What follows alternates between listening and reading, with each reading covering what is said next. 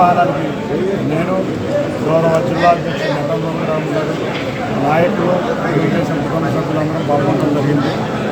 43 సంవత్సరాలు నిండిన తెలుగుదేశం పార్టీ ఇవాళ ప్రాంతీయ పార్టీలో ఒక రికార్డు సృష్టించింది. కోటి సభ్యత్వాలు కలిగిన ఏకైక పార్టీ దేశంలో ఏదన్నా ప్రాంతీయ పార్టీలు ఉంటారు తెలుగుదేశం పార్టీ. గౌరవ స్వర్గీయ నందమూరి తారక రామారావు గారి అడుగుజాడల్లో ప్రారంభించబడిన తెలుగుదేశం పార్టీ ఇవాళ గౌరవ ముఖ్యమంత్రి నారా చంద్రబాబు నాయుడు గారు అడుగుజాడల్లో ఎక్కువ మంది నాయకులు కార్యకర్తలు ప్రయాణిస్తూ ఈ పార్టీ ప్రజల చెంతకు తీసుకువెళ్ళడంలో మా నాయకుల కార్యకర్తల కృషి ఎంతో ఉంది. తెలుగుదేశం పార్టీ నిస్వార్థంగా పనిచేసే నాయకులు కార్యకర్తల వల్లే వాళ్ళ ప్రజలు తెలుగుదేశం పార్టీని విశ్వసిస్తున్నారు.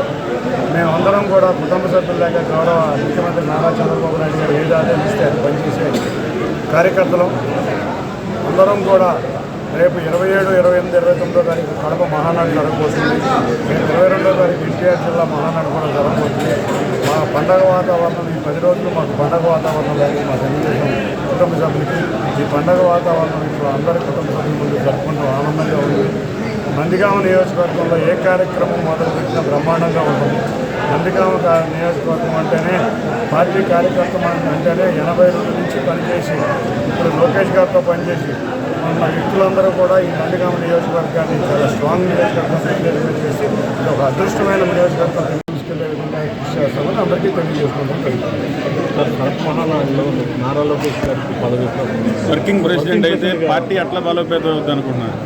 ఇవాళ గౌరవ మా యువ నాయకుడు జాతీయ ప్రధాన కార్యదర్శి నారా లోకేష్ గారికి ఏ పదవి ఇచ్చినా ఒక అలంకారమే. ఆయన చేసే కార్యక్రమం పదవికే వన్నీ తెచ్చే వ్యక్తి గౌరవ నారా లోకేష్ గారు. మా కుటుంబ సభ్యులందరూ ఆయన్ని ఇంకా పై పదవుల్లో చూడాలని కోరుకుంటున్నారు. అధ్యక్షుల వారు మేమందరం కూడా క్రమశిక్షణ గల నాయకులు కార్యకర్తలు.